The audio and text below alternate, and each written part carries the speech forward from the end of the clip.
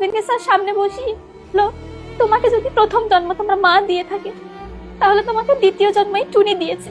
তার মা তাকে একবার জন্ম দিয়েছে, আমি তার স্ত্রী তাকে কিডনি দিয়ে আবার নতুন করে জন্ম দিয়েছি আল্লাহর রহমতে, নতুন জীবন দিয়েছি তাকে।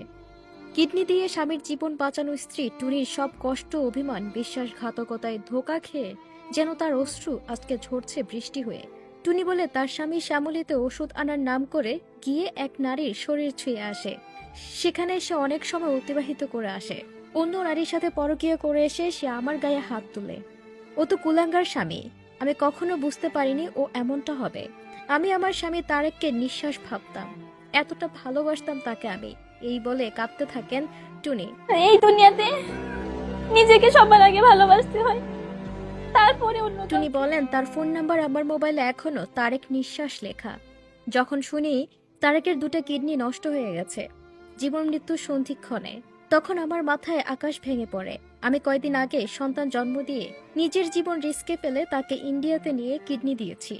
এরপর সে নতুন জীবন পেয়েছে, নতুন জীবন পেয়ে সে পরকীয়ায় আসক্ত হয়ে যায়, জুয়ায় আসক্ত হয়ে যায়, আমাকে ছুঁড়ে ফেলে দেয়, আমার গায়ে হাত তুলে এক পর্যায়ে আমাকে ঘর থেকে বের করে দেয়, এবং যে নারীর সাথে পরকীয়া করে তার সঙ্গে সে এখন বসবাস করছে।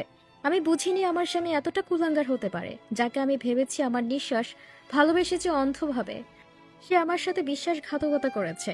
এভাবে কাউকে বিশ্বাস করতে নেই, এমনটা শিক্ষা পেয়েছেন টুনি। টুনি বলেন ভালোবাসার আত্মত্যাগ এখন আর চলে না। সাভারের কলমা এলাকায় ঘটে যাওয়া এক ঘটনা ভালোবাসার বিশ্বাসে আঘাত হেনেছে, যেখানে নিজের কিডনি দিয়ে স্বামীর প্রাণ বাঁচিয়ে নিজে অনেকটা অচল হয়ে গেছেন স্ত্রী।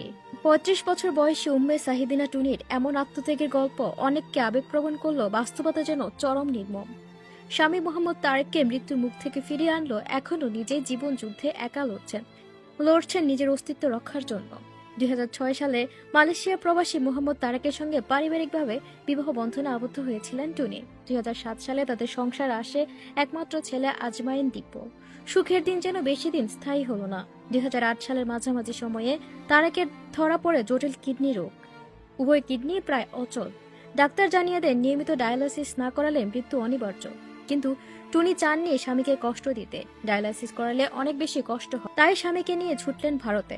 ২০১৯ সালের ২৬ অক্টোবর দিল্লির অ্যাপোলো হাসপাতালে চিকিৎসক KN সিং এর তত্ত্বাবধানে টুনি নিজের কিডনি দেওয়ার সিদ্ধান্ত নেন। হাসপাতালে জানান তিনি নিজের কিডনি ডোনেট করতে চান স্বামীকে। নিজের স্বার্থের কথা একটু ভাবেননি তিনি। সফলভাবে কিডনি প্রতিস্থাপন শেষ হয়। ভেবেছিলেন হয়তো স্বামী সুস্থ হলে দুর্দিনের অবসান ঘটল, কিন্তু বাস্তবে শুরু হলো জীবনের সবচেয়ে অন্ধকার অধ্যায়। সুস্থ হওয়ার পরপরই বদলে যেতে থাকে তারেক। নিজের খোলস বদলিয়ে ভুলে গেছে তাকে যে জীবন দিয়েছে সে মানুষটিকে। ঢাকায় ফিরে অনলাইন জুয়া, পরকীয়া প্রেমে মত্ত হন। বিভিন্ন সময় স্ত্রীর গায়ে হাত তুলেন, যে স্ত্রী তাকে নতুন জীবন দিয়েছেন নিজের শরীরের গুরুত্বপূর্ণ একটি পার্ট দিয়ে। এক পর্যায়ে মারধর করে বাড়ি থেকে বের করে দেন টুনিকে। বসবাস শুরু করেন ডিভোর্সি প্রেমিকা তাহমিনা মেরির সঙ্গে, যার সঙ্গে সে পরকীয়া সম্পর্কে যুক্ত হয়েছেন শ্যামলীতে ওষুধ আনতে গিয়ে। পরে বাধ্য হয়ে ২০২৪ সালে ২ ফেব্রুয়ারি সাভার থানায় অভিযোগ দায়ের করেন টুনি। তারে কৌশলে একদিন পরে মুচলেকা দিয়ে অভিযোগ তুলে ফেলে বের হয়ে যান। কিন্তু নির্যাতনের মাত্রা বাড়তে থাকায় টুনি আবারও আইনের আশ্রয় নেন। ২২ এপ্রিল ঢাকার জুডিশিয়াল ম্যাজিস্ট্রেট আদালতে নারী নির্যাতন ও যৌতুক আইনে মামলা করেন।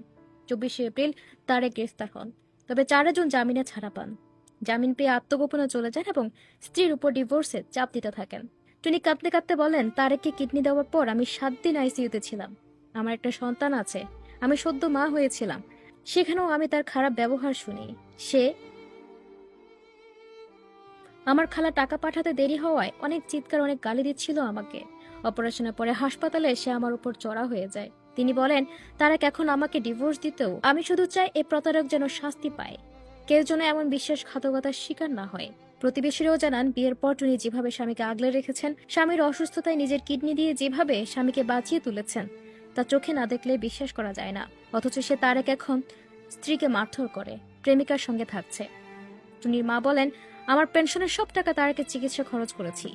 মেয়ের স্বামী তো বেঁচে থাকলে মেয়ের স্বামী হয়ে বেঁচে থাকবে।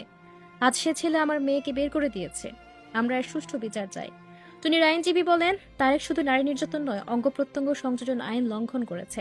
সে একজনের অঙ্গ ব্যবহার করে তাকে মর্যাদা করেনি, তাকে ছুঁড়ে ফেলে দিয়েছে। টুনি কাঁদতে কাঁদতে বলেন, আমি থামিনি। একজন মা হয়ে সদ্য সন্তান জন্ম দিয়েও নিজের জীবনকে ঝুঁকির মুখে ফেলে তাকে নিয়ে ছুটেছি দিল্লির অ্যাপোলো হাসপাতালে, দিয়েছি নিজের কিডনি। আমার এখন একটি কিডনি আছে। কিডনি দিলাম, প্রাণ দিলাম, বিশ্বাস করলাম, কিন্তু শেখার বাকিটুকু ছিল। ভালোবাসা মানে শুধু দেওয়া নয়, সচেতনতা, সম্মান আর নিজের মর্যাদাকেও আগলে রাখা। আজ আমি শুধু প্রশ্ন করতে চাই, একজন স্ত্রী হয়ে, একজন মানুষ হয়ে, আমি কি এতটা নিচতা, এতটা বিশ্বাসঘাতকতা ডিজার্ভ করতাম? আমি ন্যায় চাই, আমি সম্মান চাই, আমি বিচার চাই। আমার কিডনির বদলে কেউ যেন ফেরত না দেয় প্রতারণা। দর্শক, এই ধরনের জানোয়ারদের কি শাস্তি হওয়া উচিত বলে আপনাদের কাছে মনে হয়? কমেন্ট বক্সে জানিয়ে দিন। আর আপডেট পেতে আমাদের ফেসবুক পেজটি ফলো করে সাথে থাকুন। ধন্যবাদ।